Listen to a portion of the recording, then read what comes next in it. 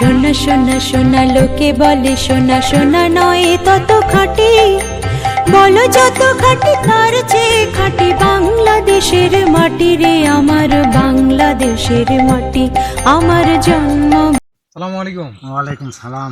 ভাই কেমন আছেন? আলহামদুলিল্লাহ ভাই ভালো। এটা কোন কোম্পানির আপনি লাউ লাগাইছেন? এটা শাইন শিট ভাই।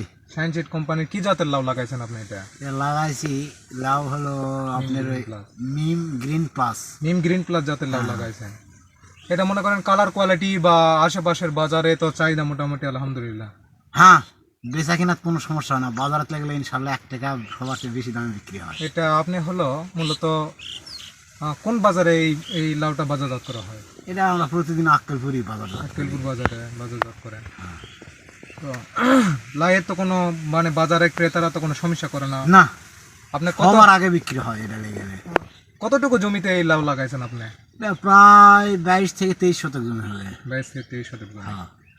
হ্যাঁ, কালকে বা আজকে লাউ কি উঠানো হয়েছিল আপনার? এই লাউ যেই দিন থেকে মনে করেন যে বিক্রি শুরু করছি সেই দিন থেকে প্রতিদিনই বিক্রি করি। কত টাকা করে মনে করেন যে আপনি মনে করেন 10 কাঠা জমি এখানে আমি সাপোজ ধরতেছি, প্রতিনিয়ত আপনি যখন লাউ হারভেস্ট করেন কতটুকু করে লাউ ওঠে আপনার এখানে?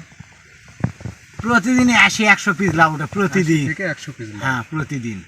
বাজারে মানে বাজারজাত করার সময় তো কালার কোয়ালিটি কোনো কিছু খারাপ না, হয় না? এটা কোনো হিসাব নাই। কোনো সমস্যা নেই। এমনকি গ্যারেজ করে লেগে গেলে যে একদিন কিনেছে ওই প্যাটি দেখে না লাভ, ডাইরেক্ট করে লিয়েছে লাভ। আলহামদুলিল্লাহ আলহামদুলিল্লাহ।